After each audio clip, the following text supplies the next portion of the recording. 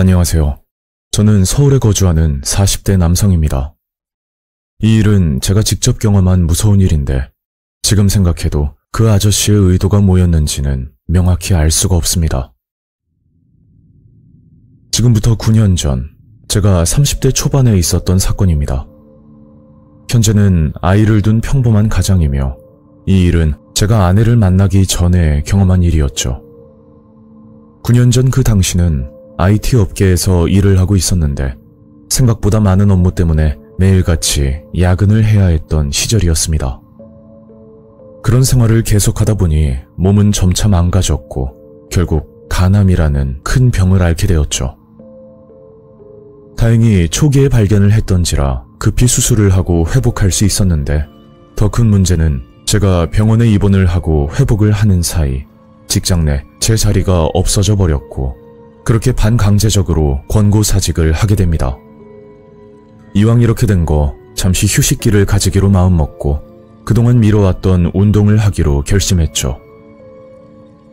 저는 무슨 운동을 해볼까 생각을 하던 차에 오래 알고 지내던 친구의 권유로 작은 규모의 산악회에 가입을 하게 됐고 그때 처음으로 등산의 재미를 알게 되었습니다. 점점 체력도 늘고 살도 빠지면서 예전 컨디션을 찾아갔고 그렇게 반년 정도 시간이 흘렀을 때 정말 무서운 경험을 하게 됐죠. 그날은 혼자 바람도 쐴 겸 강원도 하천군에 위치하는 비교적 잘 알려지지 않은 산을 올라가기로 계획을 세웠습니다. 물론 산악회 사람들과 같이 산을 타는 것도 좋지만 그날 무슨 바람이 들었던 건지 혼자만의 시간을 가지고 싶다는 생각이 들더군요. 그렇게 차를 타고 이동을 했고 저는 목적지에 도착해서 산을 타기 시작했습니다.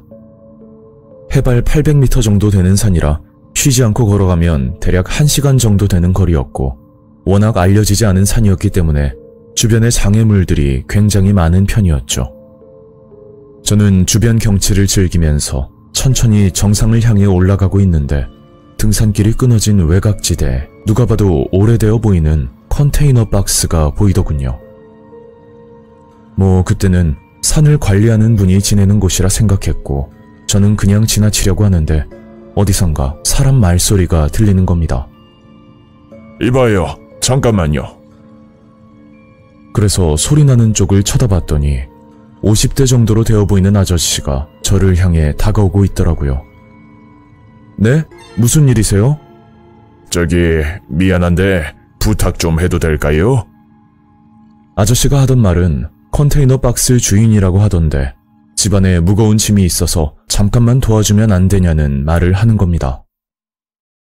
네, 도와드릴게요.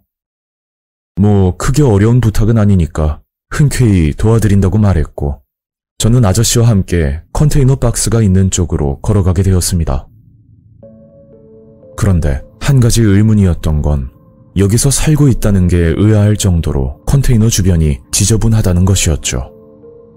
잡초는 물론이고 주변에는 각종 쓰레기까지 버려져 있으니 관리를 안 하고 살고 계시나 보다 그런 느낌이었습니다.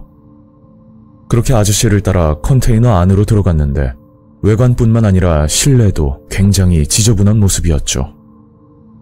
이거 보이지? 내가 10년 동안 살면서 요긴하게 사용했는데 아깝게도 고장이 났지 뭐야. 버리고 사야 되는데 내가 허리가 안 좋아서 혼자서는 영 옮기기 힘들더라고. 아저씨는 오래된 냉장고를 가리키며 말을 했고 저는 아저씨를 도와 냉장고를 밖으로 옮기는 작업을 도와드렸습니다. 아이고 고맙네. 줄 건 없고 차 한 잔만 하고 가. 어차피 바쁜 일정도 없었고 아저씨를 보니 혼자서 적적하게 산에서 계시는 것 같아 잠깐이지만 말동무라도 되어드리고 싶은 생각에 아저씨와 이야기를 나누게 되었죠. 여기서 꽤 오래 사신 것 같은데 무슨 사연이라도 있으세요? 그때 아저씨에게 들은 내용은 본인이 큰 농장을 운영하고 있었는데 믿었던 친구에게 사기를 당해 전 재산을 잃게 됐고 결국 여기로 왔다고 하더군요. 그리고 가족들까지 뿔뿔이 흩어져 현재는 연락조차 안 된다고 한숨을 쉬는 겁니다.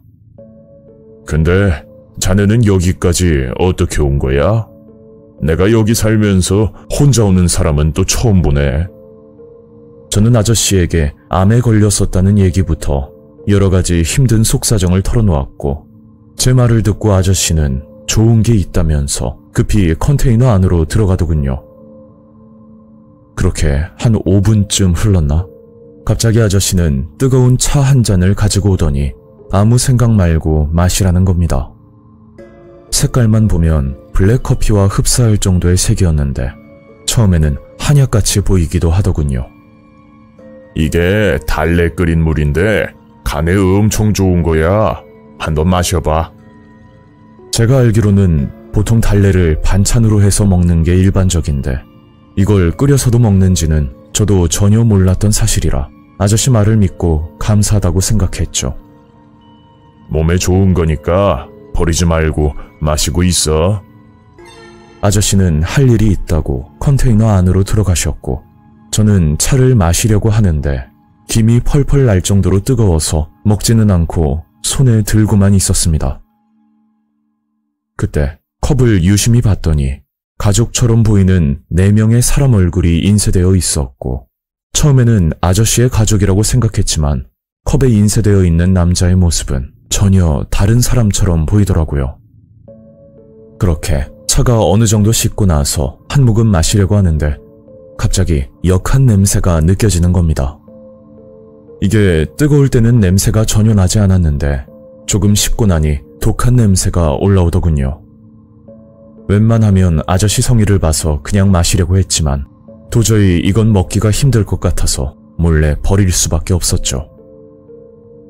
그런데 잠시 뒤 아저씨가 컨테이너에서 나와 저를 빤히 쳐다보면서 묻더라고요. 어때? 맛있지? 아, 네. 좀 쓰긴 했는데 먹을만 했어요.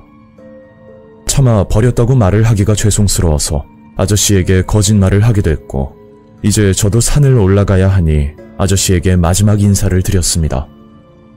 그래, 도와줘서 고맙네. 조심히 가게. 그렇게 저는 정상까지 올라간 뒤 다시 하산을 하고 있었는데 그때부터 뭔가 이상한 느낌이 들기 시작하더군요. 분명 올라오면서도 저 말고는 다른 등산객은 보지 못했는데 꼭 누가 따라오는 느낌이 자꾸만 드는 겁니다. 그래서 몇 번이나 뒤를 쳐다보면서 내려갔었고, 산 입구 쪽에 거의 다 왔을 때쯤 마을 주민으로 보이는 남자 2분을 만날 수가 있었죠. 혹시 혼자 왔어요? 네, 뭐 문제라도 있나요? 그러자 그 남자가 아주 소름 돋는 이야기를 하는데 솔직히 믿기 힘들 정도였습니다. 아니, 여기 약초캐로 들어갔던 사람들이 지금 몇 달째 연락이 안 되고 있거든요. 뭔 일이 난지는 모르겠는데 경찰에서도 못 찾는다 하고, 그래서 주민들끼리 순찰 겸 들리는 거예요. 그 말을 듣고 나니 문득 컨테이너에 살고 있던 아저씨 생각이 났고, 저는 마을 주민에게 아저씨 이야기를 꺼냈습니다. 무슨 말도 안 되는 소리를. 그 컨테이너 사람 안 산 지 오래됐어요.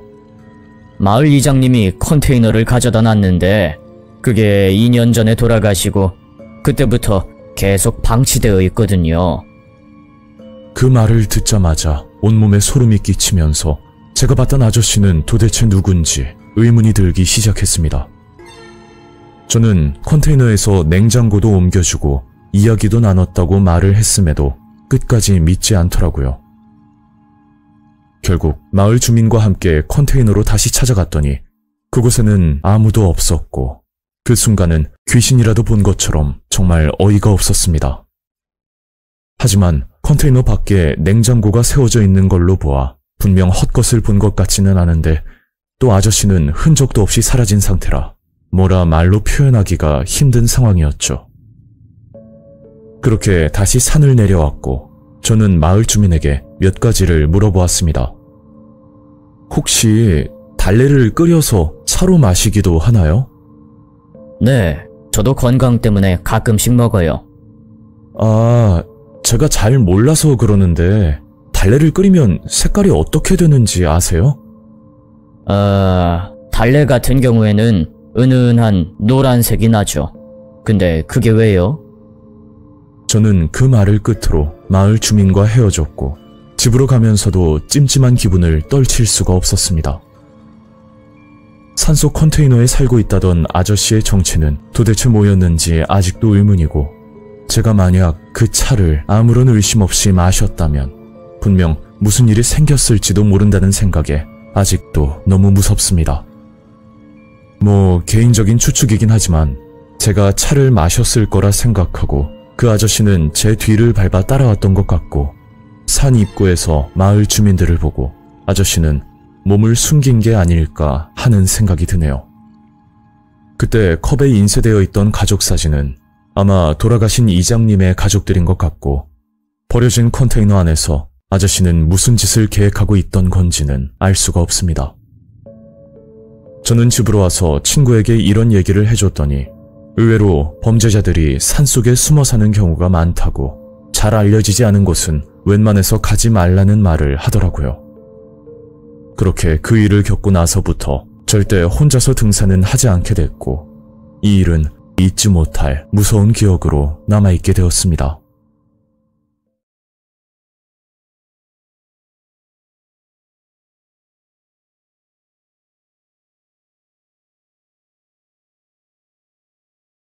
안녕하세요. 저는 서울에 거주하는 30대 여성입니다. 이 이야기는 지금으로부터 6년 전쯤 있었던 일이고, 이 일은 사람의 촉을 무시했다가 큰 코를 다칠 뻔한 무서운 경험이었습니다. 사건은 제가 20대 중반 잠실에 있는 아파트에 거주할 때 겪은 일이었고, 이곳에 대해 말씀드리자면 세입자도 많은 편에다 비교적 큰 대단지 아파트였죠. 그곳에 살 때 사귀던 남자친구가 있었는데, 남자친구와는 같은 아파트 단지에 살던 이웃 사이였습니다. 저는 도로가 쪽, 그리고 남자친구 집은 가장 끝인 강가 쪽에 위치하고 있었고, 저희 집과 남자친구 집의 거리는 걸어서 약 15분 정도로 생각보다 가까운 거리는 아니었죠. 참고로 남자친구와 같은 아파트에 살았지만 분위기는 정반대였는데, 그게 제가 살던 곳은 바로 앞에 경찰서도 있었고 도로가 쪽이라 그런지 전체적인 분위기가 밝은 편이었습니다. 하지만 남자친구 집 쪽은 가로등도 많지 않았고 누가 서 있어도 모를 정도로 굉장히 어두운 편이라고 볼 수 있었죠. 그날은 남자친구가 학원에서 수업이 늦게 끝난다고 해서 꽤 늦은 시간에 약속을 잡게 됐고, 대략적으로 밤 12시쯤 저희 집 앞으로 온다고 말을 하더군요. 평소 저와 남자친구는 굉장히 바쁘게 살고 있었는데, 그래서 길게 데이트를 하는 것보다 잠깐 만나고 헤어지는 날이 대부분이었고, 그 부분이 늘 아쉬웠지만 서로 바쁜 건 어쩔 수 없는 부분이니 기분 좋게 남자친구를 기다리고 있던 중이었죠. 그렇게 자정이 다 됐을 무렵 저희 집 근처에서 남자친구를 만났는데, 남자친구가 당황스러운 얼굴로 말을 하더라고요. 어쩌지? 집에 뭘 두고 온 것 같은데 급하게 나오느라 깜빡했네. 어차피 가방도 놓고 와야 되고 옷도 갈아입어야 되니까 잠깐 우리 집에 들렀다 갈래? 한눈에 봐도 급하게 나온 것 같아 안쓰러운 마음에 저는 남자친구 집까지 같이 가서 기다리기로 했었죠. 남자친구 집으로 가려면 단지 내에 위치하는 정말 긴 골목길을 지나가야 했고, 여긴 낮에 혼자 가기에도 꺼림칙한 길이었는데 해가 지고 밤이 되니 더욱 어둡고 음산한 분위기가 나더군요. 가로등도 드문드문 설치되어 있고 골목 자체가 조용한 편이라 혼자서는 절대 가지 않는 길이었습니다. 그 당시 골목길에 귀신이 나타난다느니 그런 허무맹랑한 소문도 돌아서 무섭지만 티를 내지 않고 일부러 남자친구에게 말을 더 붙이면서 걸어가고 있었죠. 남자친구는 부모님과 함께 살았기 때문에 저는 최대한 신뢰가 되지 않으려고 집 앞에서 기다리기로 생각했습니다. 그런데 남자친구는 혼자 남아있는 제가 걱정이 된다며 계속 같이 올라가자고 말했지만, 시간은 벌써 자정이 넘은 시간에다 아무리 생각해도 그 시간에 남자친구 집에 들어가는 건 예의가 아닌 것 같았죠. 그래서 저는 남자친구를 안심시켜 주려고 일부러 장난을 치듯이 말을 했었습니다. 나 집 앞 놀이터에서 딱 5분만 기다린다. 안 나오면 바로 갈 거야. 아니, 3분. 아니다, 1분. 지금부터 정확히 1분만 기다린다. 알았어. 가방 두고 옷만 갈아입고 바로 나올게. 그렇게 장난을 치며 남자친구 집으로 향했고 집 앞에 거의 다 왔을 무렵 제 신발끈이 풀어져 끈을 다시 묶으려고 하는데 그때 골목 뒤에서 이상한 발걸음 소리가 들리는 겁니다. 그래서 골목길 주변을 살펴봤더니 저희 뒤편에서 살짝 거리를 두고 어떤 남자와 여자가 걸어오는 게 보이더군요. 보통 아는 사람이면 나란히 걸어오는 게 일반적이지만 그 두 사람은 살짝 떨어져 걷고 있길래 일행은 아닌 듯 보였습니다. 조금 거리가 있어 상세하게 보이진 않았지만 여자는 평범한 회사원 차림이었고 남자는 검은색 트레이닝복 옷을 입고 있더라고요. 그런데 한 가지 눈에 띄었던 건 남자의 모습이었는데 검은색 후드티를 얼굴까지 눌러쓰고 고개를 푹 숙이면서 걷고 있었죠. 그 외 이상하거나 특별한 점은 딱히 보이지 않았고 얼굴을 가려야 되는 말 못할 사정이 있겠지 생각하고 대수롭지 않게 넘겼습니다. 그렇게 남자친구 집 앞에 도착을 했을 때 회사원 차림으로 걸어오던 여자는 골목 중간에 다른 동으로 들어갔고 후드티를 입은 남자만 저희 뒤를 따라오고 있었습니다. 그때까지는 남자친구와 같은 동에 사는 주민인가 보다 그렇게 별 생각을 하지 않았는데 갑자기 남자친구가 느낌이 좋지 않다며 집까지 같이 올라가자고 거듭 말을 하더군요. 에이, 사람 무섭게 왜 그래. 잠깐이면 되니까 그냥 놀이터에서 기다릴게. 저는 남자친구의 갑작스러운 행동에 조금 당황스러웠지만 계속해서 부탁을 하는 남자친구 때문에 계획대로 놀이터에서 기다리는 것은 고사하고 놀이터를 지나쳐 남자친구를 따라 올라가기로 결정을 했죠. 일단 엘리베이터를 타기 전 아파트 공동 출입문이 있었는데 다들 아시다시피 입주민들에게 주어지는 카드키로만 열리는 문이었습니다. 그런데 아까부터 저희를 따라오던 후드티를 입은 남자가 저희 뒤에서 가만히 서 있더군요. 남자친구는 출입문 카드를 만지작거리면서 머뭇거리고 있었는데 저는 왜 그러나 싶어 남자친구에게 물었죠. 왜 그래? 얼른 들어가자. 그러자 남자친구는 뒤를 쳐다보며 후드티를 입은 남자에게 먼저 들어가라고 말을 하더라고요. 그런데 그 남자는 일부러 못 들은 척을 한 건지 휴대폰만 만지고 있었는데 계속 그 자리에 가만히 서 있는 것도 이상해서 결국 카드키를 찍고 엘리베이터를 기다리고 있었습니다. 그렇게 저와 남자친구 그리고 후드티를 입은 남자 이렇게 셋이서 엘리베이터를 타게 됐고 저희는 뒤편에 그 남자는 문 쪽에 서 있던 상황이었죠. 남자는 엘리베이터 버튼이 바로 앞에 있는데도 층수를 누르지 않고 휴대폰만 만지더니 시간이 지나 엘리베이터 문이 닫힐 때까지 버튼을 누르지 않더군요. 그제야 저도 뭔가 수상하다는 생각이 들기 시작했는데 같은 라인에 사는 것도 그리고 출입문 카드키가 없어서 기다리는 것까지는 이해를 하겠지만 같이 엘리베이터에 타고 그냥 서 있을 이유는 전혀 없다고 생각이 들었죠. 그래서 남자친구도 끝까지 층수를 누르지 않고 기다리고 있었는데 지금 생각해도 그때의 정적은 정말 숨이 막힐 정도였고 남자친구 얼굴을 봤더니 굉장히 화가 난 듯 굳어있는 표정이었습니다. 혹시나 그 남자와 시비라도 붙어 싸움이라도 날까봐 저도 긴장을 하고 있었고 남자친구는 한참을 그 남자를 노려보다가 결국 5층을 눌렀더니 그제야 기다렸다는 듯이 7층을 누르는 겁니다. 참고로 저희 아파트의 구조는 집집마다 조금씩 달랐는데 대문 앞에 중문이 있는 집과 그리고 대문만 존재하는 집이 있었죠. 중문이 있는 집은 그 공간에 자전거를 두거나 또는 화분을 심는 그런 여러 가지 용도로 쓸 만큼 공간이 있었는데 남자친구의 집도 중문이 설치되어 있는 구조였습니다. 그렇게 저희는 5층에 내렸고 엘리베이터 문이 닫히자마자 남자친구는 제게 귓속말을 하듯이 조용하게 말을 하더군요.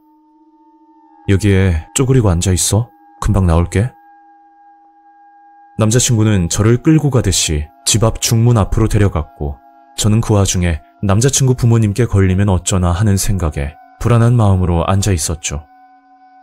그리고 중문 위로는 반투명 창문으로 되어 있어 불빛이나 그림자 정도는 분간할 수 있는 형태였습니다. 그렇게 중문 뒤에서 쪼그려 앉아 숨을 죽이고 앉아 있었는데 갑자기 위층 계단에서 아래로 내려오는 발걸음 소리가 들렸고 그 소리가 너무 생생해서 아직도 기억이 나네요. 그 당시 정말 무서워서 고개도 들지 못하고 있었는데 직감적으로 느끼기에 후드를 입은 남자의 발소리라고 느껴졌죠. 그게 아까 엘리베이터 안에서 봤을 때 그 남자가 신었던 신발이 운동화가 아니었고 군화 모양으로 생긴 워커를 신고 있었는데 발걸음 소리가 둔탁한 게 꼭 구두도 아닌 워커 소리라고 생각이 들었습니다. 계단을 내려온 발소리는 남자친구 집 앞까지 들리더니 결국 중문 앞에 있는 센서 등까지 켜지고 말았죠. 그리고 그 자리에 한참을 서 있다가 다시 엘리베이터를 타는 소리가 들렸는데 저는 그 순간 너무 겁이 나 아무 생각도 들지 않고 덜덜 떨고만 있었습니다. 그때 남자친구가 나오더니 경비실에 신고를 했다고 말했고 결국 그 남자는 야간 순찰을 하고 있던 경비 아저씨에게 발각이 되어 급히 경찰을 부르고 나서 사건은 일단락되었죠. 그리고 나중에 알게 된 사실은 정말 섬뜩했는데 그 남자는 저희 아파트 주민이 아닌 타 지역에 살고 있는 사람이었고 뭘 숨기는지는 모르겠지만 이상할 정도로 신분을 밝히는 것을 꺼려했다고 합니다. 남자의 주머니에서는 호신용으로 보이는 흉기를 발견했다고 하는데 만약 엘리베이터 안에서 싸움이 일어났다면 정말 무슨 일이 생겼을지도 모른다는 생각에 너무 소름이 돋았죠. 그런데 더욱 끔찍했던 사실은 제가 저희 집 근처에서 남자친구를 기다리고 있을 때부터 그 남자는 저를 노리고 있었다고 들었습니다. 그때부터 저를 따라오고 있었던 거고 걸어오던 도중 회사원 차림의 여자를 보고 범죄 대상을 바꾸려고 생각했지만 타이밍을 놓치는 바람에 원래 타깃이었던 저를 따라온 거였죠. 하지만 실질적으로 피해자가 없는 사건이라 경고 정도로 마무리가 될 수밖에 없었는데 꼭 피해가 생겨야 처벌이 가능한 현실이 너무 화가 나고 씁쓸하다는 생각밖에 들지 않더군요. 제가 만약 남자친구의 촉을 무시하고 그냥 놀이터에서 기다리겠다고 말했다면 정말 위험해졌을지도 모르겠습니다. 아직도 그날 일만 생각하면 너무 끔찍하지만 이 일로 인해 사람이 무섭다는 것을 다시금 알게 됐던 사건이었습니다. 현재는 남자친구와 헤어졌지만 아직도 남자친구에게는 고마운 마음뿐입니다.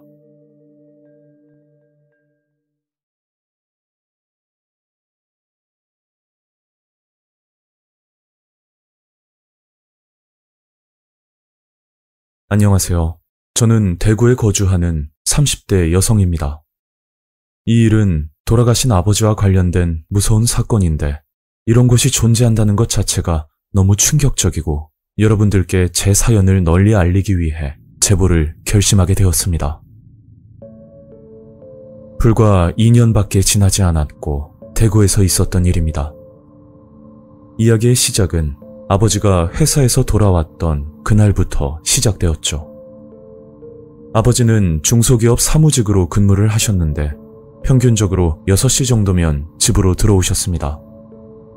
저는 집에서 일하는 프리랜서라 특별한 집안 행사가 없으면 아버지가 일찍 퇴근하는 걸 본 적이 없는데 그날은 오후 2시가 안 돼서 집으로 들어오셨죠. 그런데 그날따라 아버지의 안색이 굉장히 좋지 않았고 얼굴은 황달이 온 건지 노랗게 보였습니다. 거기다 복통까지 심해 보였는데 배를 움켜잡고 식은땀을 흘리고 있더군요. 아빠, 괜찮아? 아버지는 방으로 가서 잠시 쉰다고 하셨고 저는 너무 걱정이 돼서 급히 119를 불렀습니다. 그게 평소 아버지는 병원비가 아깝다면서 웬만해서는 병원을 가지 않으셨고 그 흔한 실비보험조차 가입하지 않으셨죠. 엄마가 아버지 보험을 들어준다고 해도 아버지는 끝까지 고집을 부리셨고 늘 괜찮다고만 하셨습니다. 분명 방에서 참고 있을 아버지가 걱정이 돼서 119를 불렀던 거고 그렇게 아버지는 병원으로 이송되었죠. 그런데 하늘이 무너지는 결과를 듣게 됩니다. 아버지는 췌장암 4기, 즉 말기 판정을 받았는데 췌장암은 증상이 거의 없어 발견하기 힘들 뿐만 아니라 4기는 수술 자체가 불가능하다고 하더군요. 혹시 모르니 다른 대학병원에서도 검사를 받았지만 결과는 마찬가지였고 길면 3개월 정도의 시간이 남았다는 시한부 판정을 받게 되었습니다. 그러다 어느 날 밖에서 볼일을 보고 주차장으로 걸어가고 있는데 골목 부근에 전단지 하나가 붙여져 있더군요. 전단지에 나와 있던 내용은 모든 암과 불치병을 치료할 수 있다는 내용과 함께 아래에는 전화번호가 적혀 있었습니다. 평소 같으면 이런 내용의 전단지를 보고 그냥 지나쳤겠지만 상황이 상황인지라 지푸라기라도 잡는 심정으로 전단지에 나와 있는 번호를 저장했었죠. 그리고 집으로 들어와 전화를 걸었고 어떤 중년의 남자가 전화를 받더군요. 네, 기치료법사입니다. 무슨 일로 전화하셨나요?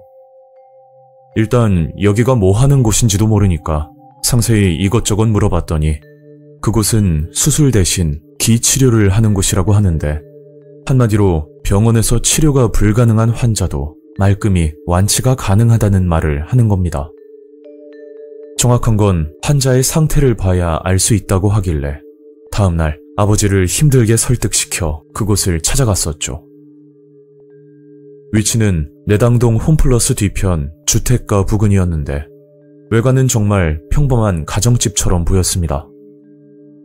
그리고 현관으로 다가가 초인종을 여러 번 눌렀지만 안에 사람이 없는 건지 문을 열어주지 않았고 아버지와 저는 문 밖에 서서 한참을 기다렸죠. 은정아, 그냥 집에 가자. 수술 없이 치료가 된다는 것도 말이 안 되잖아. 아버지 말이 끝날 때쯤 그 남자에게 전화가 걸려왔는데 기다리게 해서 미안하다고 그제야 문을 열어주겠다고 하더군요. 그렇게 아버지를 모시고 그곳으로 들어갔고 집안에는 40대 정도로 되어 보이는 남자가 저희를 기다리고 있었습니다. 오래 기다렸죠? 기치료는 준비 과정이 많아서요. 잠시만 기다려주세요. 그리고 남자는 검은색 가방 하나를 들고 와서 설명을 해주는데 솔직히 믿기 힘든 말이었습니다. 본인은 15년째 기치료를 전문으로 하는 법사인데 비수술 요법으로 치료가 가능하다고 말을 했고 검은색 가방 안에는 흔하게 볼 수 있는 주사기와 그리고 부항기기가 들어있었는데 이걸로 치료를 한다고 하니 너무 어이가 없었죠. 거기다 치료 비용은 1회마다 30만 원이었고 효과는 확실하다고 자신 있게 말을 하는 겁니다.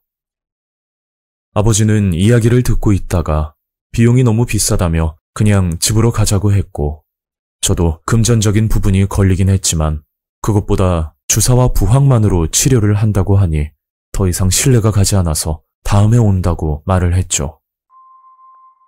저게 기치료라는 게 말이죠. 정말 효과가 좋은데 몰라도 너무 모르시네. 일단 처음 왔으니까 한 번은 무료로 해줄게요. 한번 받아보고 결정해요. 그렇게 아버지는 치료를 받기 위해 방으로 들어갔고 저는 거실에 앉아 아버지를 기다리고 있었습니다. 대략 1시간 정도 걸려 방에서 아버지가 나오셨는데 표정이 조금 밝아진 듯 보이더군요. 아빠, 좀 어때? 괜찮은 것 같아? 아버지는 고개를 끄덕이더니 정말 신기할 만큼 효과가 있다고 말을 하셨고 그 모습을 본 법사가 말을 꺼내더군요. 계속 치료 받으실 건가요? 현재 예약 환자가 많아서 지금 신청 안 하면 치료받기 힘들 겁니다. 뭐 가격이 부담되긴 했지만 아버지 안색도 좋아 보였고 꾸준히 받아야 효과가 있다길래 결국 치료를 받기로 했죠. 그러니까 법사는 동의서라고 적힌 종이 한 장을 들고 오더니 천천히 읽어보고 사인을 하라고 했는데 여러 가지 조항 중에 2가지 정도가 좀 찜찜하더군요. 첫 번째는 기치료 중에는 무슨 일이 있어도 일반 병원에 가면 안 된다는 것과 두 번째 조항은 모든 치료 중에 발생되는 사고에 대해서는 책임을 지지 않는다는 문구였는데 그 뜻을 물어봤더니 이곳에 방문하는 환자들 대부분이 시한부라 꼭 기치료가 아니더라도 다른 문제 때문에 악화가 될 수 있다는 말이었습니다. 그 말도 틀린 말은 아니라고 생각돼서 계약서에 사인을 했고 그렇게 아버지는 기치료를 받게 되었죠. 일주일에 한 번 치료를 받았는데 5회차 정도까지는 상태가 호전이 되는 듯 보였으나 6회차 치료를 받고 온 뒤부터 아버지의 표정이 급격하게 어두워 보였습니다. 그리고 다음 날 저녁, 평생 잊지 못할 사건이 일어났죠. 그날 엄마 대신 마트에서 장을 보고 집으로 들어가는 길이었는데 갑자기 엄마에게 전화가 걸려와 받았더니 다급한 목소리로 말을 잇지 못하는 겁니다. 뭔가 느낌이 안 좋아서 급히 집으로 향했고 문을 열고 들어갔더니 아버지가 바닥에 쓰러져 있었는데 넥타이가 묶인 채로 누워 계셨고 알고 보니 엄마가 샤워를 하고 있을 때 아버지는 극단적인 선택을 하셨던 겁니다. 그게 아버지의 마지막 모습이었고 평생 잊지 못할 기억이 되어버렸죠. 그렇게 아버지의 장례를 치르고 나서 방 안에 있던 유품을 정리하고 있는데 서랍장 구석에서 편지 한 통을 발견하게 되었습니다. 그 편지를 읽고 나서 저는 경악을 금치 못했고 아버지가 혼자서 어떤 생각을 하셨을지 너무 마음이 아파서 견딜 수가 없더군요. 편지 내용은 아버지가 6회차 치료를 받고 난 뒤 쓴 글이었고 그건 치료를 핑계 삼아 아버지에게 불법 마약을 투여했다는 내용들이 적혀 있었죠. 치료 때마다 아버지는 법사가 건네준 수면제를 먹고 난 뒤 기치료실로 들어갔는데 그날은 어떤 치료를 받는지 너무 궁금해서 약을 먹는 척하고 누워 있었답니다. 그리고 법사가 치료실로 들어왔고 또 다른 누군가와 대화를 나눴다고 하는데 편지 안에는 대화 내용까지 상세히 기록되어 있었죠.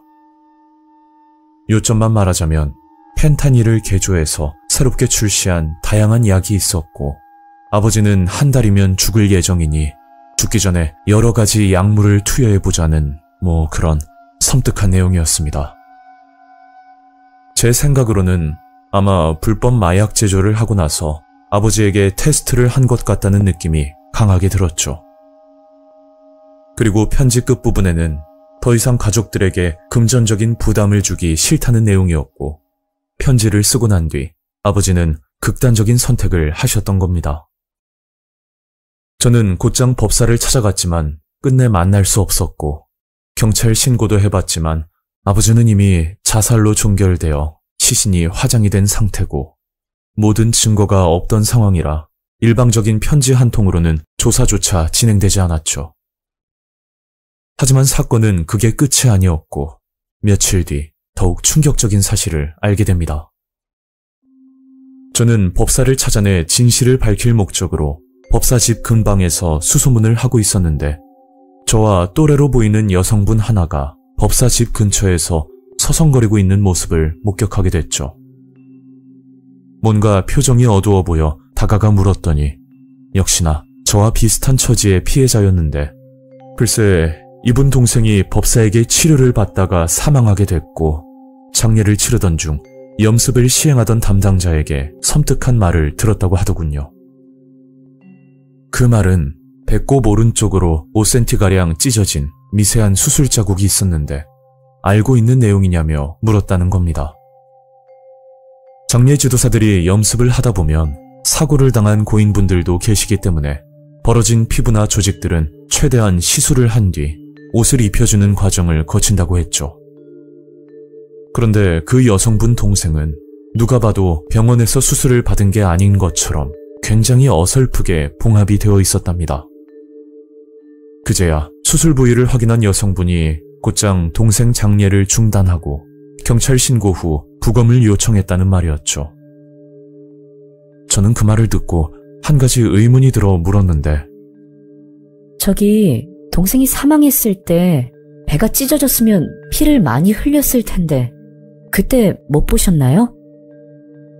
그러니까 그분이 하던 말이 매번 방문해서 치료하는 것보다 이곳에서 입원 치료를 하면 훨씬 더 저렴하게 해준다는 말을 듣고 동생을 맡겼다고 하더군요. 그리고 2주 정도 지나 갑자기 동생이 위급하다는 전화를 받고 급히 찾아갔더니 이미 동생은 숨을 거둔 상태였다고 하는데 법사는 최선을 다했지만 이미 손쓰기에는 늦었다는 말과 함께 장례 절차까지 도와줄 테니 본인만 믿으라고 말했답니다.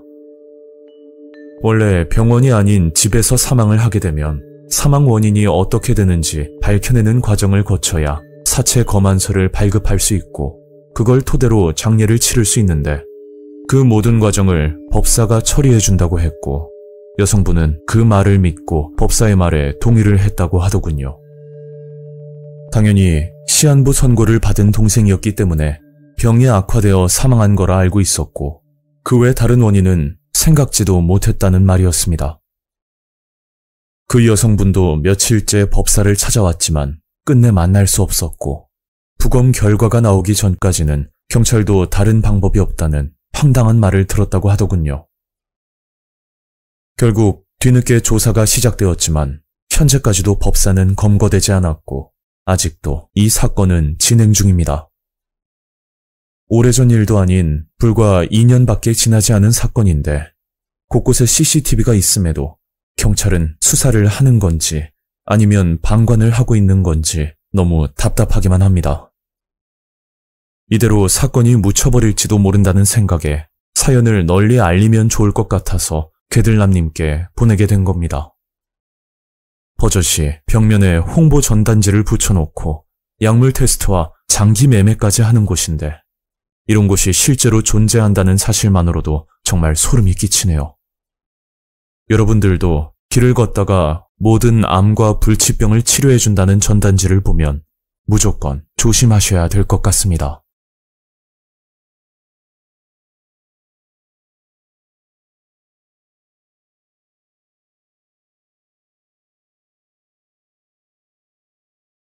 안녕하세요.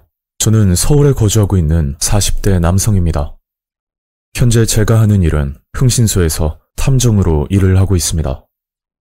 이야기에 앞서 제가 맡은 업무는 의뢰인에 관련된 정보를 언급하면 안 되는 일이라 사건에 대해서 디테일하게 설명드리지 못하는 점 이해해 주시고 들어주시면 될 것 같습니다. 저희 직업상 다양한 사람들을 만나고 사람을 상대하는 직업을 가졌기 때문에 현실 공포를 주로 이야기하는 괴들남님께 사연을 보내게 되었습니다.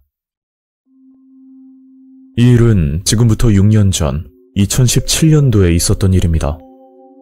지금은 어느 정도 자리를 잡은 상태지만 6년 전 그 당시는 흥신소를 개업한 지 1년이 간 넘었을 때였죠. 필수적인 조건은 아니지만 흥신소를 개업하기 위해서 협회에서 발급되는 자격증도 따고 나름 기대감에 부풀어 이 일을 시작했었습니다. 하지만 제가 생각했던 것과 다르게 의뢰는 드물게 들어왔고 흥신소를 하기 전부터 모아뒀던 돈을 조금씩 쓰면서 힘들게 버티던 중이었죠. 그리고 사건은 그날 사무실 청소를 하고 나서 집으로 들어가려고 할 때 시작되었습니다. 저녁이 지났을 때니까 아마 밤 9시 정도 됐을 거예요. 사무실 문을 닫고 나가려고 하는데 때마침 전화가 한 통 걸려왔고 저는 서둘러 전화를 받았었죠. 네, 여보세요? 저 돈은 얼마든지 줄 테니 제 아내를 좀 죽여주세요. 예? 저기 사장님, 장난 전화하시면 안 됩니다. 지금 생각하면 그냥 대수롭지 않게 넘기겠지만 그 당시는 이 일을 한 지 얼마 되지 않았을 때라 굉장히 당황스럽더군요. 그렇게 뭔가 찜찜한 기분을 가지고 집으로 향했고 다음날 사무실에 한 중년의 남자가 찾아왔습니다.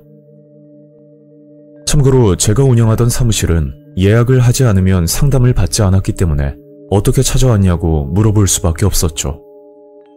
그러니까 그 남자는 식은땀을 흘리면서 주변을 두리번거리더니 말을 꺼내더군요. 제 아내를 좀 죽여주세요. 그 남자 목소리를 듣고 나니 어젯밤 장난 전화가 떠오르면서 동일 인물인 것 같다는 생각이 들었습니다. 제가 흥신소에서 주로 하는 업무는 대부분 불륜의 정황을 포착한다든지 아니면 사람을 찾아주는 일이 전부인데 갑자기 찾아와서 아내를 죽여달라는 일종의 살인 청부를 의뢰하니 정말 어이가 없더라고요. 사장님, 저희는 그런 일 안 합니다. 죄송하지만 나가주세요. 그 남자는 제 말을 듣고 뭔가 알겠다는 듯이 고개를 끄덕이더니 조용히 사무실을 나갔고 그냥 그 일은 단순 해프닝으로 넘어가는 듯 싶었으나 대략 1시간 정도 지나 한 손에 종이 가방을 들고 다시 그 남자가 찾아왔습니다. 아니, 사장님. 계속 이렇게 찾아오면 경찰에 신고할 수밖에 없습니다. 그러자 그 남자는 갑자기 울먹거리는 목소리로 부탁을 하더군요. 돈은 원하는 대로 줄 테니 아내를 좀 죽여줘요. 진심입니다. 그 말과 함께 들고 온 종이 가방을 보여주는데 얼핏 보기에 가방 안에 5만원권이 가득 들어있는 게 보였고 액수를 가늠하기가 힘들 정도로 많은 돈이 들어있었습니다. 돈을 보고 나니 이 남자가 하는 말이 장난이 아니라 진심이라는 기분이 느껴져 온몸에 소름이 돋기 시작하더라고요. 무엇보다 그 당시 일이 없어 금전적으로 스트레스를 받는 시기였지만 그렇다고 해서 돈을 받고 사람을 죽이는 건 상상도 할 수 없는 일이었습니다. 사장님, 무슨 사정이 있으신 건지는 모르겠는데 여기서 이러시면 안 됩니다. 한 번 더 찾아오시면 진짜 경찰 부를 겁니다. 그리고 저희는 정식 등록된 업체라서 불법적인 일은 하지 않습니다. 저는 그 남자에게 사업자 등록증까지 보여주면서 말을 했더니 이번에는 또 다른 부탁을 하는 겁니다. 그게 아내를 죽기 직전까지 위협을 해달라는 말이었는데 그 말을 듣고 들었던 생각이 아니 도대체 무슨 일 때문에 이런 말도 안 되는 걸 부탁하는지 문득 궁금해지더군요. 저는 일단 이야기나 한번 들어보자는 생각에 그 남자에게 이유를 물었고 그제야 여러 사정들을 듣게 되었습니다. 아니 사실은요. 제 아내가 바람을 피고 있는 게 분명한데 이게 꽤 오래됐거든요. 제가 물어보면 아내는 거짓말만 하고 또 며칠 전에는 저희 집에 낯선 남자가 찾아온 적도 있습니다. 물론 믿었던 사람이 외도를 하게 되면 피가 거꾸로 솟는 심정을 이해 못하는 건 아니지만 뭐 그렇다고 사람을 살해하거나 위협하는 게 세상에 말이 되겠습니까? 그리고 보통 사람들이 이런 이야기를 듣는다면 다소 충격적일 수도 있지만 이혼을 유리한 정황으로 끌고 가기 위해서 불륜의 증거를 잡는 일은 흥신소에서도 흔하게 진행되는 일이라 크게 놀랄 일도 아니었죠. 사장님, 그럼 이렇게 해보시면 어떻겠습니까? 저는 외도 증거를 모아 아내가 유책 배우자가 되는 방향으로 만든 뒤 이혼을 하는 게 어떻겠냐는 뭐 당연하지만 현실적인 제안을 드렸습니다. 그렇게 그 남자는 제 말에 동의를 했고 저는 기본적인 신상 정보를 받고 나서 조사를 진행하기로 합의를 보게 됐죠. 그리고 얼마 뒤 의뢰인의 아내를 조사하고 있는데 일주일 동안 동선을 지켜봤음에도 특별한 정황은 포착이 되지 않더군요. 보통 불륜이나 아니면 뭔가 숨기고 있을 때는 일주일만 지켜봐도 답이 나오는 편인데 그 남자의 말과 다르게 아내는 정말 평범한 일상을 보내고 있었습니다. 그래도 혹시 모르는 일이니까 좀 더 시간을 두고 지켜보기로 했고 거진 한 달간 뒷조사를 했음에도 아무 증거를 찾을 수가 없었죠. 뭐 이쯤 되면 그 남자가 착각을 했거나 만약 그게 아니라면 아내가 눈치를 챘다고 밖에 볼 수 없을 것 같은데 아무리 그렇다고 하더라도 이렇게까지 정황이 없다는 건 처음부터 그 남자가 오해를 한 것 같다는 그런 판단이 들 수밖에 없었습니다. 나름 이런 쪽은 전문가라고 자부하고 있었는데 제가 원하는 방향으로 일이 풀리지 않아서 정말 답답하더군요. 그래서 그날은 머리도 식힐 겸 같은 업종에서 일하고 있는 친한 형님을 만나 술 한잔하기로 약속을 잡았었죠. 아이고 형님 잘 지내셨죠? 요즘 일은 좀 어때요? 저는 형님을 만나 이런저런 이야기를 하다 너무 답답한 나머지 현재 진행 중인 일에 대해 털어놓게 되었습니다. 내가 볼 때는 아내가 바람을 피는 게 아닌 것 같은데. 에이 형님 의뢰인이 돈까지 들고 와서 아내를 죽여달라고까지 했다니까요. 형님은 제 말을 한참 듣다가 본인도 비슷한 경험을 한 적이 있다고 말을 꺼내더군요.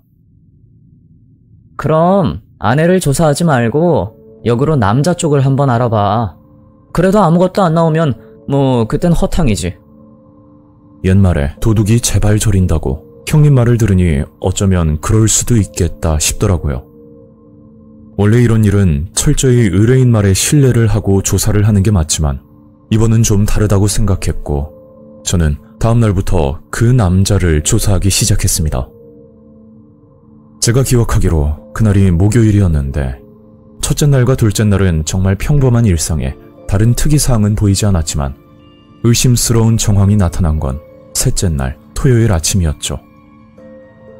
그날 아침부터 의뢰인은 실내 골프장을 방문했었는데 한창 골프를 치다가 오전 11시경 어떤 여자와 같이 차에 올라타는 모습을 볼 수가 있었습니다.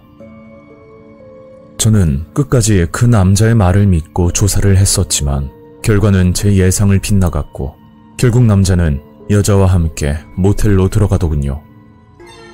그리고 3시간 뒤 모텔에서 나왔는데 서로 애정행각까지 하면서 차에 올라타는 걸 보니 남자가 외도를 하고 있다는 건 기정사실이었죠. 그렇게 조사를 마무리 짓고 나서 다음날 그 남자와 약속을 잡아 그동안 조사했던 성과를 보고하게 되었습니다. 사장님이 걱정하신 것과 다르게 사모님께서는 아무런 정황도 발견되지 않았습니다. 뭔가 오해를 하신 것 같은데 걱정은 안 하셔도 될 것 같습니다.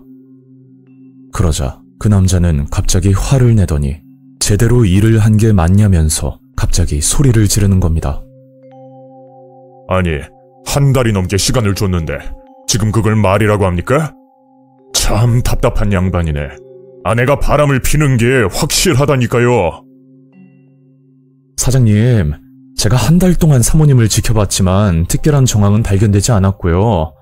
뭔가 두 분이 오해가 있으신 것 같은데, 그리고 저는 증거를 수집하고 도와주는 사람이지 개인 사생활은 관여하지 않습니다. 하지만 그 남자는 끝까지 아내가 바람을 피운다고 말을 꺼냈고 저는 더 이상 도움을 드릴 수 없겠다고 말을 드렸습니다. 그러니까 본인도 찔리는 게 있는지 혹시 자기를 뒷조사했냐고 집요하게 묻기 시작하더라고요.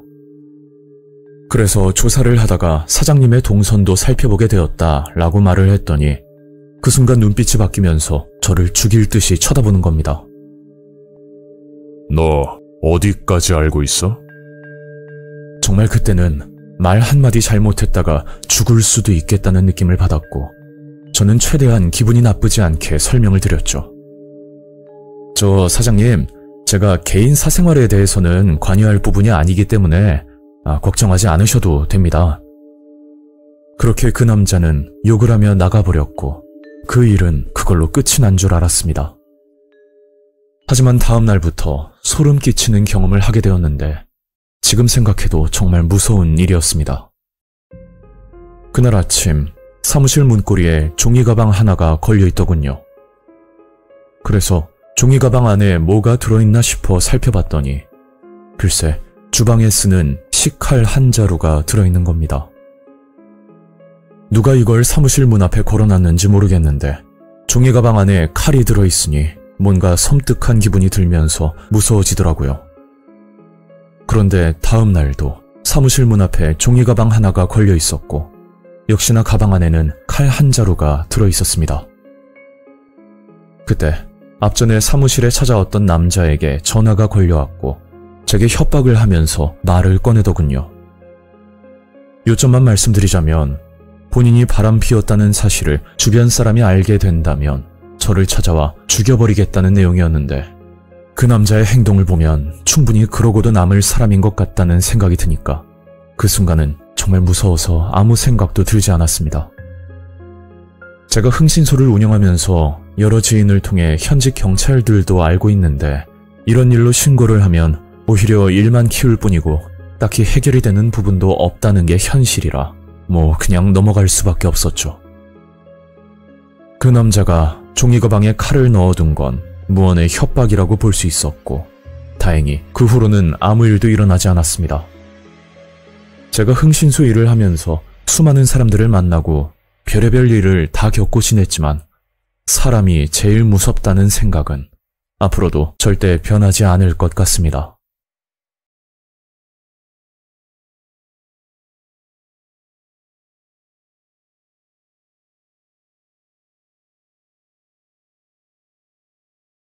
안녕하세요. 현재 인천에 거주하고 있는 40대 남성입니다. 이 사건은 제가 직접 겪은 일이고 정말 아찔하면서도 무서운 일입니다. 때는 6년 전쯤 저와 비슷한 상황의 사람들을 만나면서 사건은 시작되었죠. 이야기에 앞서 저는 중학생 아들과 둘이 살고 있는 돌싱 아빠입니다. 전처와 이별한 지는 벌써 꽤 오랜 세월이 지났고 이혼을 한 계기는 여러 가지 이유가 있겠지만 가장 큰 원인은 전처의 외도 문제였죠. 사건은 6년 전이니까 2017년도에 있었던 일이고 그 당시 아들은 초등학교 3학년 10살이었는데 그때 겪었던 이야기를 지금부터 해볼까 합니다. 그날은 제 기억으로 주말 아침이었고 학원을 마치고 돌아온 아들이 저에게 말을 하더군요. 아빠, 있잖아. 아들이 했던 말은 제가 외로워 보인다며 여자친구를 만나보라고 말을 하는 겁니다. 고작 10살 아이에게 그런 말을 들으니까 뭔가 기분이 이상하기도 하고 한편으로는 저를 생각해주는 아들이 대견하다는 생각까지 들었어요. 우민아, 아빠는 너만 있어도 괜찮아. 그렇게 아들과 시간을 보내다가 그날은 기분 좋게 잠이 들었고 아마 일주일 정도 지났을 때였죠.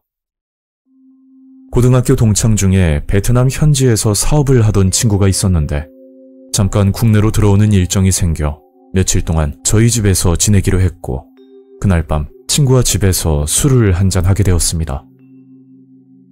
요즘 애들 보면 우리 때랑 참 많이 다른 것 같아. 글쎄, 아들 녀석이 뭐라고 하는지 알아? 저는 우민이와 나눴던 대화를 친구에게 말해줬더니 친구도 적극 찬성을 하더군요. 야, 너도 언제까지 혼자 살 거야? 나이 먹는 거 금방이야. 젊을 때 누구라도 만나야지. 안 그래? 물론 그 말도 틀린 건 아니지만 만약 새로운 사람을 만난다고 하더라도 저는 우민이가 있기 때문에 현실적으로 보이지 않는 벽이 있는 건 사실이었죠. 친구 녀석은 며칠 뒤 다시 베트남으로 돌아갔고 그 시점부터 제 마음에도 조금씩 감정 변화가 생기기 시작했습니다.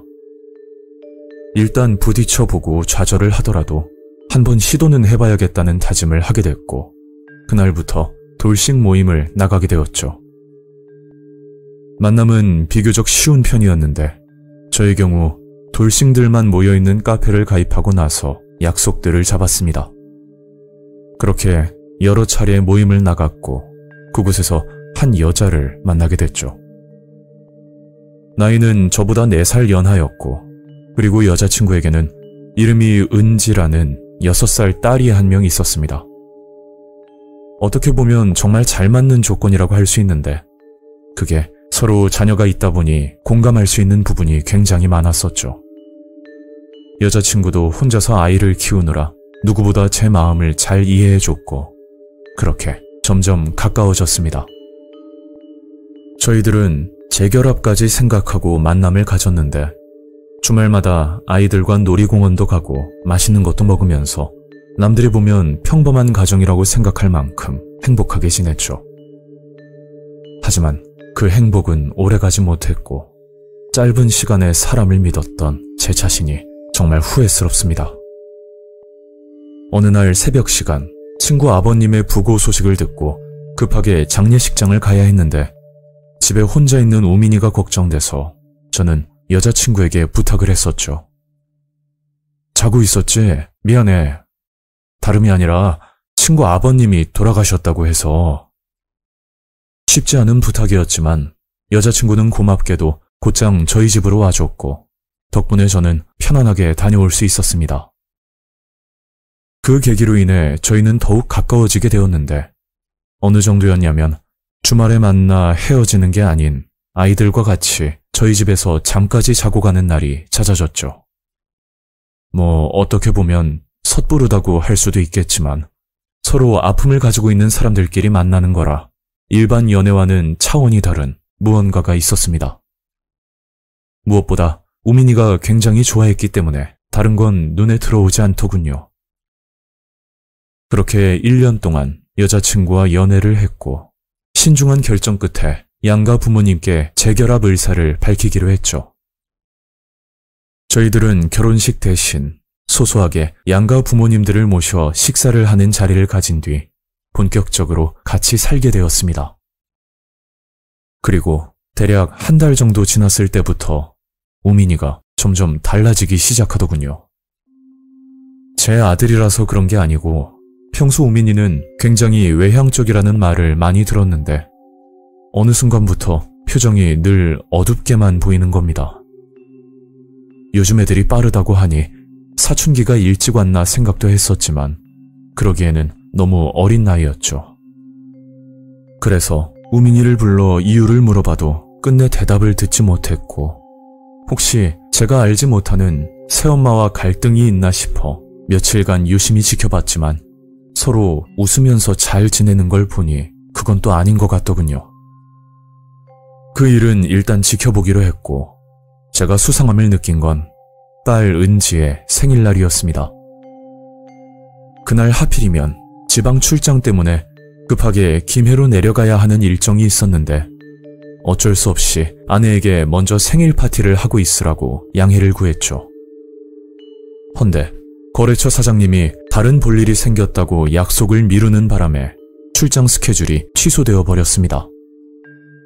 어떻게 보면 가족들과 시간을 보낼 수 있어서 정말 다행이었고 저는 아내에게 말하지 않고 깜짝 놀래주려는 생각으로 집으로 향했죠. 그리고 조용히 비밀번호를 누르고 집으로 들어갔는데 집안에는 아내와 아이들 그리고 낯선 남자가 앉아 있었고 그 남자는 저를 보더니 깜짝 놀라더군요. 저기 누구세요? 남자는 제 말에 대답은 하지 않고 급하게 옷을 챙겨 도망가듯이 나가버리는 겁니다. 아니, 저 사람 누구야? 그러자 아내는 미리 말 못해서 미안하다고 사실 그 남자는 아내의 전남편인데 딸이 보고 싶어서 잠깐 들렸다고 하더군요. 아니, 여기가 미국도 아니고 제가 고지식한 건지는 모르겠지만 저와 같이 사는 집에 전남편을 불렀다는 사실이 정상적으로 보이진 않았죠. 순간 너무 열이 받아서 언성을 높이며 말을 하게 됐고 아내는 조심하겠다는 의사를 밝히고 저는 아이들 때문에 참고 넘어가게 되었습니다. 그런데 그날부터 제가 보지 못했던 다른 부분들이 하나씩 보이기 시작하더군요. 한날은 씻고 나서 옷을 갈아입으려고 하는데 옷장 안에 못 보던 남자 속옷이 보이는 겁니다. 이거 내 거 아닌데? 저는 아내에게 물어보려고 하다가 일단 혼자서 알아보기로 했죠. 어차피 아내에게 물어봐도 진짜 진실은 들을 수 없을 것 같다고 판단을 내렸는데 뭐 저의 추측이지만 외도를 하고 있을지도 모른다는 생각이 들었기 때문입니다. 전처도 헤어진 사유가 아내의 외도 문제인데 그 당시는 제가 너무 감정적으로 행동을 해서 아무런 증거조차 남기지 못했었죠. 그래서 가족들을 제외한 주변 사람들은 성격 차이로 이혼을 한 줄 알고 있었고 저도 2번은 당하지 않겠다는 생각을 가지고 있었습니다. 일단 아내에게는 평소처럼 행동하고 저는 회사에 휴가를 냈던 상황이었죠. 그리고 렌터카를 빌려 집 근처에서 아내의 행방을 지켜보고 있었는데 시간이 꽤 지나도 아내는 집에서 뭘 하는지 나오지 않더군요.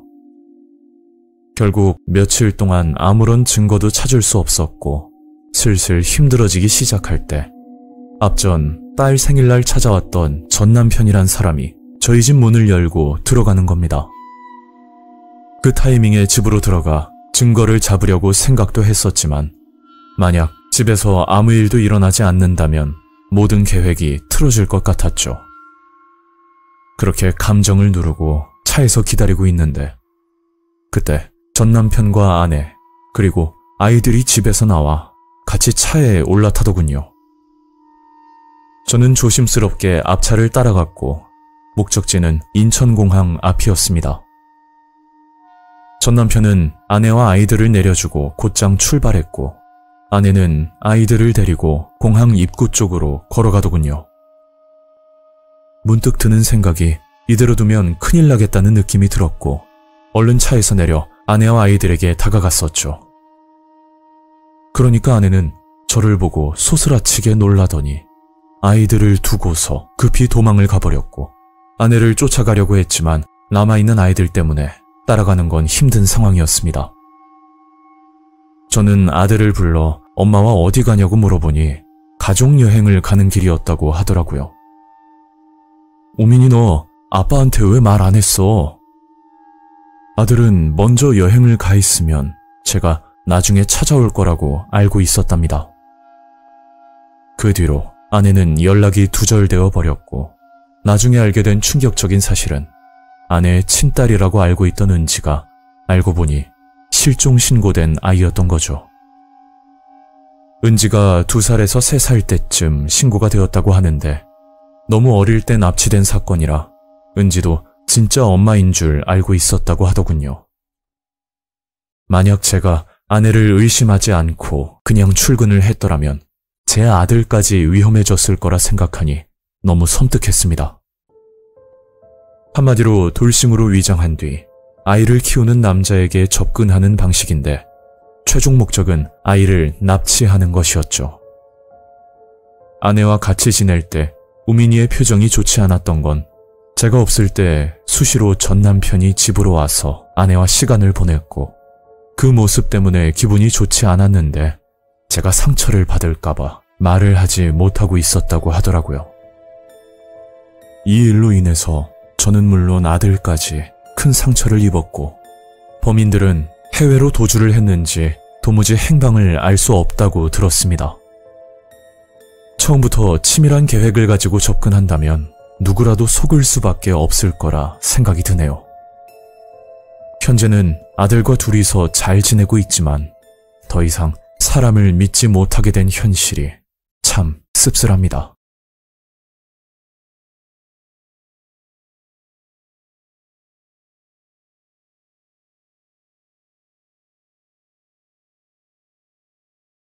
안녕하세요. 저는 서울에 살고 있는 30대 여성입니다.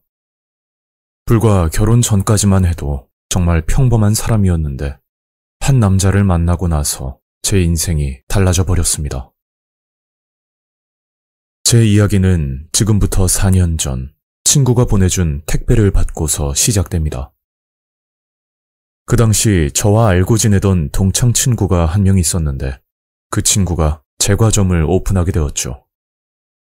학교 다닐 때 친하게 지냈던 사이는 아니었고, 가끔 마주치면 인사 정도 하는 그런 사이의 친구였습니다. 그래도 첫 오픈인데 모른 척 할 수도 없어 한 번씩 가게에 들려 빵을 구매했었죠. 하지만 6개월 만에 친구의 제과점은 문을 닫게 되었고, 들리는 얘기로는 맛에 비해 너무 비싼 가격이 원인이라고 하던데, 그것도 그냥 소문일 뿐이니 정확한 내막은 알 길이 없었습니다. 그건 그렇고, 기존에 판매 목적으로 만들어놨던 과자들이 꽤 많았는데 그걸 친구들에게 택배로 보내준다고 하더군요. 참고로 저는 입도 짧은 편이고 식탐도 없는 마른 체형에 빵이나 과자는 선호하지 않는데, 일방적으로 과자를 보내준다니까 솔직히 달갑진 않았죠. 그래도 친구 성의를 봐서 공짜로 받긴 그렇고 소에게 돈을 입금하고 택배를 받기로 했었습니다. 그 당시에 저는 프리랜서라 집에서 업무를 보곤 했는데, 그날은 바람도 쐴 겸 잠깐 산책을 나갔다 왔더니 문 앞에 택배가 와 있더군요. 제 예상과 다르게 상자 안에는 어마무시한 양의 과자가 들어있었고, 이걸 어떻게 해야 할지 고민하던 중 저희 집에 방문하는 배달 기사님들께 포장을 해서 드리면 좋겠다는 생각이 들었습니다. 그렇게 저는 음식 배달 또는 택배를 받는 상황이면 과자를 포장해서 기사님들께 드렸고, 모든 과자를 소진할 수 있었죠. 그런데 그게 소문이 난 건지 어느 날 문 앞에 편지 한 통이 꽂혀 있더군요. 편지 내용은 감사히 잘 먹었다며 시간 되면 밥 한 번 사고 싶다는 데이트 신청 비슷한 그런 내용이었습니다. 편지 안에 연락처까지 적혀 있었는데 저는 마음만 받기로 하고 그냥 웃으면서 넘겼죠. 그 편지를 받고 나서 며칠 뒤 저희 집으로 집배원 분이 찾아와 조심스럽게 이야기를 꺼내는 겁니다. 저기요. 제가 이 구역 담당하는 집배원인데요. 혹시 며칠 전 문 앞에 있던 편지 확인하셨나요? 사실 그거 제가 쓴 거거든요. 이런 말씀 드려도 될지 모르겠는데 제가 개인적으로 관심이 있어서 따로 연락드려도 될까요? 갑자기 찾아와 고백 아닌 고백을 하니 순간 당황스러웠지만 집배원을 보니 저와 비슷한 나이대로 보였고 순진한 모습에 귀엽게 느껴지더라고요. 그 사건 이후 저희는 급속도로 가까워졌고 만난 지 5개월 만에 결혼까지 하게 됩니다. 남들이 볼 때는 섣부를 수도 있겠지만 그 당시 콩깍지가 단단히 씌었던 건지 그 남자의 성실하고 순수한 모습에 끌렸던 것 같습니다. 그렇게 남편과 결혼을 하고 나서 얼마 지나지 않아 남편이 말을 하더라고요. 자기야, 지금 집에서 하는 일 있잖아. 그 일 그만두면 안 돼? 그냥 내가 번 돈으로 아껴서 쓰자. 처음 남편에게 그런 말을 들었을 때 제가 집안일과 개인 업무까지 하고 있으니 단순히 편하게 해주고 싶어서 그러나 보다 생각을 했었습니다. 에이, 난 괜찮아. 그래도 혼자보다 둘이 버는 게 낫지. 그러자 남편은 저를 보고 한숨을 쉬더니 방으로 조용히 들어갔고 그날부터 점점 달라지기 시작했죠. 한날은 외출하고 집으로 들어왔는데 제 작업용 노트북이 보이질 않는 겁니다. 노트북이 없으면 업무가 불가능한 상황이라 집안 구석을 다 찾아봤지만 보이지 않더군요. 그래서 퇴근하고 돌아온 남편에게 물었더니 글쎄 표정 변화 하나 없이 중고로 팔아버렸다고 말을 하는 겁니다. 아니, 당신 뭐 잘못 먹었어? 내가 노트북 없으면 일 못하는 거 몰라? 보통 그런 경우면 상대가 사과를 해야 하는 게 맞는데 남편 일에서 나온 말은 전혀 예상치 못한 섬뜩한 말이었습니다. 그러게 내가 말했잖아. 일 그만두라고. 전부 당신 편하라고 그러는 거야. 내 말 알겠어? 남편은 본인 주장만 내세우며 사람을 지치게 만들었고 더 이상 싸우는 것도 힘들어 저는 그냥 방으로 들어갔었죠. 그 일이 있고 남편은 점점 이해할 수 없는 행동을 하기 시작했습니다. 남편은 퇴근할 때마다 양손 가득 먹을거리를 사서 집으로 들어왔는데 처음 몇 번은 사온 성의를 봐서 같이 먹어주었습니다. 그런데 저녁 늦게 음식을 먹고 나면 제가 입이 짧아서 그런지 배도 아프고 다음 날까지 속이 더부룩한 느낌이 들더군요. 그래서 남편 기분이 상하지 않게 조심스럽게 말을 했죠. 여보, 있잖아. 음식 사오는 건 좋은데 1인분만 사오면 안 될까? 나 도저히 못 먹겠거든. 남편은 그 말을 듣고 갑자기 미친 사람처럼 화를 내더니 본인이 사온 음식을 먹지 않으면 베란다에서 뛰어내리겠다고 협박을 하는 겁니다. 남편의 그런 모습은 결혼 후 처음 본 거였고 저는 너무 충격을 받았었죠. 그리고 다음 날 남편이 출근하고 나서 시어머니께 전화를 드려 어제 이런 일이 있었다고 상황 설명을 해드렸습니다. 그러자 시어머니는 뭔가 알고 있는 눈치였는데 끝까지 말을 해주지 않더군요. 결국 저는 친정으로 들어가 며칠 동안 남편과 떨어져 지냈고 남편이 울고불고 사정을 하길래 못 이기는 척 다시 집으로 들어왔습니다. 제가 집으로 들어오고 한 이틀 정도는 조용하게 지내다 또다시 남편은 음식에 집착을 하며 권유를 하기 시작했죠. 주변 지인들에게 남편과 있었던 일을 말해주고 고민 상담을 했더니 남편이 어릴 적 못 먹고 자란 경우에 그럴 수도 있다고 대화를 해보라던데 남편은 끝까지 말을 해주지 않았습니다. 저는 음식을 권유하는 남편 때문에 너무 스트레스를 받아 이혼까지 생각을 했었지만 음식을 권유하는 것 빼고는 전혀 문제가 없던 남편이라 쉽게 판단을 내리기 힘들었죠. 주변 사람들에게 물어도 고작 그런 일 때문에 이혼을 하냐며 오히려 저를 이상하게 보더군요. 친정 식구들도 남편의 문제에 대해 대수롭지 않게 넘겼고 저에게 남편과 잘 맞춰서 지내라는 말만 반복했죠.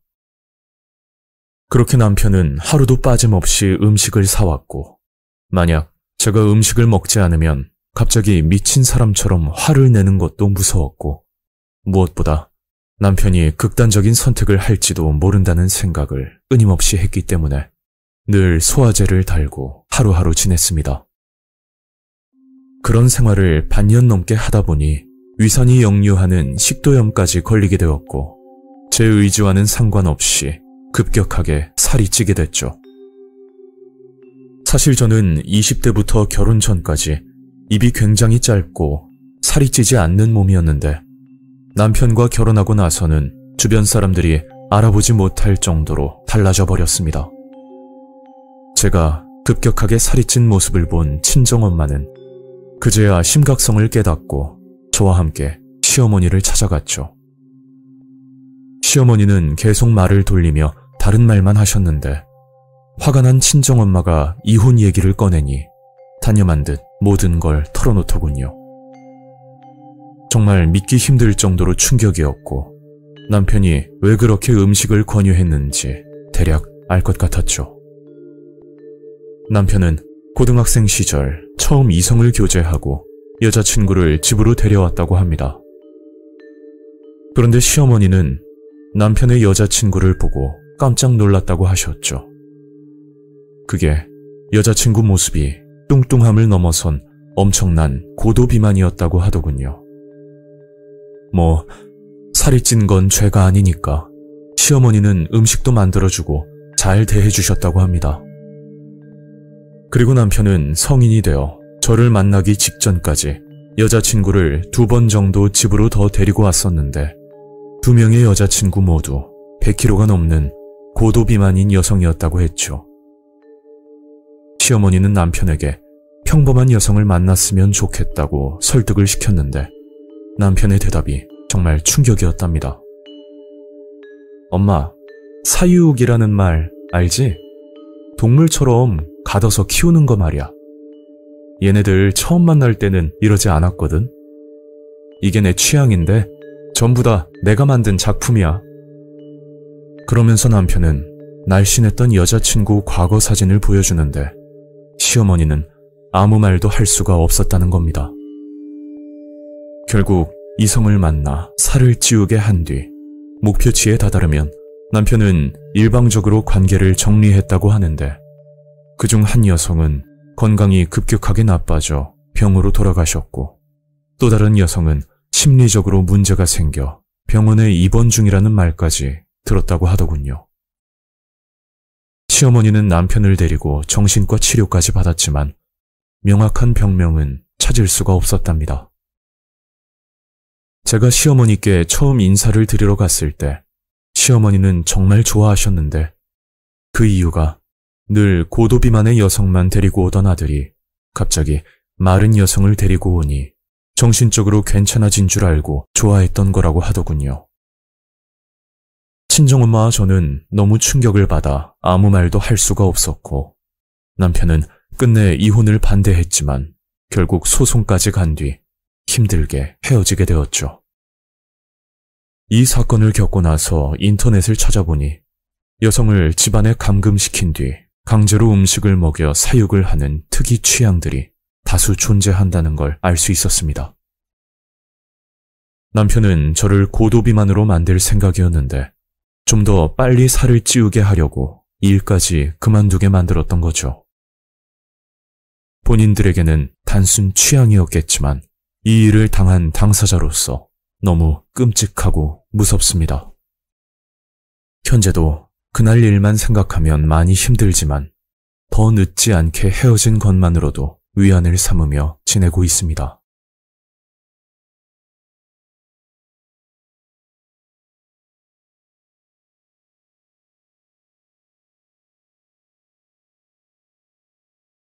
안녕하세요, 여러분. 저는 현재 대전에 살고 있는 50대 여성입니다. 이 사연은 제가 직접 겪은 경험이며 너무 끔찍했던 일입니다. 지금부터 7년 전쯤 2016년도에 있었던 사건이죠. 일단 저에 대해서 잠깐 말씀드리자면 저는 간병인 일을 하기 전 정말 평범한 가정주부였습니다. 20살 어린 나이에 남편을 만나 30년 넘게 남편과 자식 뒷바라지를 하고 살았고 나이가 50이 넘었을 때 금전적, 시간적으로 여유가 생겼지만 그마저도 오래가지 못했습니다. 그게 남편이 아는 사람을 통해서 전 재산을 투자했지만 일명 먹튀 사기를 당했고 그 뒤로 남편은 좌절감 때문에 매일 술만 마시고 지내는 게 일상이었죠. 거기다 하나뿐인 아들까지 갑작스런 교통사고로 인해 척추를 다쳐 하반신 마비까지 오게 되었고 아들은 병원에만 누워있던 상황이었습니다. 갑작스럽게 악재가 겹치니까 귀신이라도 씌었나 싶어 근처 용하다는 무당집부터 스님까지 찾아가 봤지만 해결되는 건 없었죠. 그렇게 살아가는 게 너무 힘들어 극단적인 선택까지 생각했지만 남은 가족들 걱정에 어떻게든 살아야겠다는 마음을 먹었습니다. 그러던 어느 날 아들이 입원해 있는 병실에 저와 비슷한 연배의 여자 보호자가 한 명 있었는데 갑자기 다가와 말을 걸더군요. 아들은 좀 어때요? 그렇게 그 여자와 대화를 나누다가 저도 모르게 개인적인 집안 사정을 털어놓고 말았죠. 여자는 한참 이야기를 듣다가 저에게 좋은 제안을 한 가지 제시하는 겁니다. 내가 아는 곳이 있는데 한번 일해볼래요? 그 여자는 저를 보고 간병인 일자리를 소개해준다는 말이었는데 30년간 집안일만 했던 제가 남을 돕는 일을 할 수 있을지 고민이 됐지만 금전적으로 워낙 어려운 상황이었기 때문에 고민할 처지도 아니었죠. 무엇보다 간병인 자격증도 없는 저에게 일자리를 소개시켜준다니까 어떻게 보면 정말 좋은 기회라고 볼 수 있었습니다. 결국 그 여자의 소개로 대전 신흥동에 위치하는 단독주택에서 간병인으로 일을 하게 되었죠.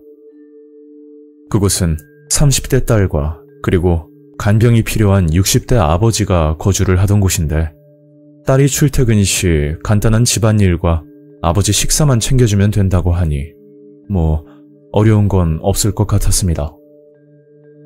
참고로 환자인 아버지는 사고로 양쪽 눈이 실명이 되었고 거기다 왼쪽 귀까지 들리지 않는다고 딸에게 직접 듣게 되었죠. 아버지 잘 좀 부탁드릴게요. 그리고 편하게 미정이라고 부르세요. 미정이는 특별한 일이 없을 경우 보통 7시에 퇴근을 한다고 했고 원래 점심만 챙겨주면 된다고 했으나 혼자서 아버지를 챙기는 모습이 너무 딱해 보여 저녁 밥상까지 차려놓고 퇴근을 하기로 생각했습니다. 다행히 제가 간병 일을 하는 동안 남편이 아들을 돌봐주고 있었기 때문에 한시름 놓을 수 있었죠. 저는 주말을 제외하고 미정이네 집에서 간병 일을 하며 지냈고 이 일을 한 지 2주 차에 접어들었을 때 미정이에게 생각지도 못한 말을 듣게 되었습니다. 저 아주머니 죄송한데 이번 달까지만 일해주시면 될 것 같아요. 저는 뭔가 실수라도 한 건가 의문이 들어 이유를 물었지만 미정이는 개인적인 사정 때문에 그렇다는 말뿐이었죠. 그만둘 때 그만두더라도 마지막 날까지 최선을 다하기로 했고 그렇게 하루하루 시간은 흘러갔습니다. 그러다 일을 그만두기로 약속한 날이 일주일 정도 남았을 때 미정의 아버지가 저를 불러 황당한 말을 하더군요. 저를 요양원으로 보내주실 수 있나요? 이 집에서 나가고 싶어서요. 갑자기 이상한 말씀을 하시길래 왜 그러냐고 물었더니 글쎄 요즘 들어 계속 이상한 일이 일어난다는 겁니다. 꿈인지 현실인지는 잘 모르겠는데 잠을 잘 때마다 누군가에게 폭행을 당하는 느낌이 들고 아침이 돼서 눈을 뜨면 온몸이 아프다면서 말씀을 하셨죠. 그래서 저는 환자분 몸을 살폈더니 멍든 부위도 없고 피부는 멀쩡해 보였습니다. 제가 볼 때는 괜찮으신데요? 그리고 아버님, 요양원 문제는 미정이하고 상의해 보세요. 저 사실은 며칠 후에 그만두기로 했거든요. 그랬더니 미정이 아버지는 아무 말도 하지 않고 소파에 앉아 한숨을 쉬더군요. 그렇게 대화를 끝내고 그날 저녁까지 차려놓고 집을 나오는데 현관 앞에서 미정이와 마주치게 되었습니다. 그런데 혼자가 아닌 어떤 남자와 같이 서 있더군요. 아주머니, 이제 나가시는 거예요? 오늘 일이 좀 많아서. 근데 옆에 누구야? 남자친구? 저는 인사를 하고서 집으로 가려고 하는데 문득 미정이 아버지가 했던 말이 생각이 나는 겁니다. 그래서 미정이를 불러 아까 낮에 들었던 이야기를 해줬죠. 그러니까 표정이 엄청 안 좋아지더니 그냥 집으로 들어가 현관을 닫아버리더군요. 당연한 말이겠지만 아버지를 걱정하는 딸이 옆에 있는데 뜬금없이 요양시설 이야기를 하니 미정이 입장에서는 기분이 나쁠 수도 있겠다 생각했습니다. 그렇게 며칠 뒤 마지막 간병일을 하던 날 정말 무서운 사건이 일어났고 벌써 내일 모레 60을 바라보고 있지만 아직도 기억이 생생합니다. 이 집에서 한 달간 간병일을 하면서 짧은 시간이었지만 미정이네 가족들과 정이 들었고 그날은 특별히 제 사비로 소고기까지 사서 저녁 반찬을 준비했었죠. 저녁 준비를 끝내고 미정이 아버지께 마지막 인사를 드리는데 자꾸만 저를 보고 도와달라는 말을 하는 겁니다. 그래서 편하게 말씀해보라고 했더니 누군가 밤마다 찾아와 본인을 폭행하는 것 같다면서 하소연을 하더라고요. 아버님, 혹시 꿈에서 그런 거예요? 저는 며칠 전 미정이 아버지가 했던 말이 떠올라서 되물었더니 꿈인 것 같기도 하고 아닌 것도 같고 잘 모르겠다는 애매한 대답을 하셨죠. 그때 현관문이 열리는 소리가 들렸고 미정이와 그리고 앞전에 마주쳤던 남자친구가 같이 들어오는 겁니다. 저는 그동안 고마웠다고 인사를 하고 나서 집을 나왔고 아들 병원으로 가서 남편과 이야기를 하고 있는데 미정이에게 전화가 걸려왔죠. 무슨 일인가 싶어 전화를 받았는데 아버지가 쓰러졌다고 집으로 와달라는 겁니다. 그래서 곧장 택시를 타고 찾아갔더니 미정이 아버지는 바닥에 쓰러져 있고 미정이는 저를 보고 입에 담지 못할 욕을 하더군요. 무슨 일이냐고 물었더니 제가 차려놓은 된장찌개를 먹다가 갑자기 구토를 하면서 쓰러졌다고 하는데 찌개 안에 무슨 짓을 했냐면서 의심을 하는 겁니다. 저는 상황이 어떻게 되었든 미정이 아버지를 먼저 병원으로 데려가야 한다는 생각밖에 들지 않았죠. 언제 쓰러지셨는데? 119는 불렀어? 그러니까 미정이는 남자친구를 보면서 언제 신고했냐고 묻더군요. 아마 갑자기 쓰러지는 아버지를 보고 옆에 있던 남자친구에게 대신 119에 신고를 해달라고 했던 모양입니다. 그런데 시간이 꽤 지나도 구급대가 오지 않길래 제가 다시 신고를 했었죠. 급한 대로 인터넷에서 배운 심폐소생술까지 하면서 구급대가 오기만을 기다렸고 제가 전화를 하고 나서 얼마 지나지 않아 구급대와 경찰까지 도착을 했었습니다. 다행히 미정이 아버지는 큰 고비를 넘겼다고 들었고 며칠 입원하면 괜찮아질 거라고 하더군요. 하지만 제가 차려준 된장찌개에서 소량의 독극물이 발견되었는데 그로 인해 억울하지만 피의자 신분으로 조사를 받게 되었죠. 그리고 더욱 불리했던 건 제가 간병인 자격증도 없이 일을 했던 점과 하필 그만두는 날 이런 일이 발생했다는 겁니다. 미정이는 저를 단단히 오해하고 있었는데 갑자기 일을 그만두라고 해서 제가 보복심에 그런 것 같다고 미정이는 진술을 했고 저는 졸지에 범죄자가 될 위기에 처하고 말았죠. 하지만 일주일 뒤 미정이 아버지의 주머니에서 발견된 녹음기로 인해 모든 사건의 전말이 밝혀지게 되었고 결국 범인은 자백을 했다고 들었습니다. 찌개에 독극물을 탄 범인은 미정이의 남자친구였는데 가끔 데이트를 하던 도중 아버지 때문에 일찍 들어가야 하는 여자친구를 항상 못마땅하게 생각하고 있었답니다. 그 일로 인해 남자친구는 자주 토라지는 모습을 보였고 집안 사정을 이해 못해주는 남자친구에게 미정이는 헤어지자고 말을 했다던데 그럴 때마다 집까지 찾아와 무릎까지 꿇고 매달렸다고 하더라고요. 그 당시 미정이는 금전적인 문제 때문에 간병인을 쓰기 부담스러운 상황이었고 그걸 알고 있던 남자친구가 직접 간병을 해준다고 말을 했다는 겁니다. 철없는 남자친구에게 아버지를 맡기는 게 딱히 신뢰가 가진 않았지만 잘 삐지는 성격 말고는 굉장히 착했던 친구라 한번 믿어보기로 했다더군요. 아버지가 눈만 안 보일 뿐이지 행동이나 대화를 하는 건 괜찮으셨기 때문에 큰 문제가 없을 거라 생각했답니다. 그런 이유 때문에 며칠간 남자친구와 같이 집으로 들어왔고 제가 그만두면 남자친구가 직접 간병을 하기로 했다고 했죠. 그런데 당초 간병에는 관심이 없었고 어떻게 하면 아버지를 괴롭힐까 그런 생각만 가지고 있었다고 합니다. 결국 남자친구는 제게 누명을 씌우기 위해서 음식에 독극물을 넣었고 사건은 그날 밤 일어났던 거죠. 그리고 병원에 이송됐던 미정의 아버지의 주머니에서 녹음기 하나가 발견되었는데 거기에 남자친구 목소리가 녹음이 돼 있었던 겁니다.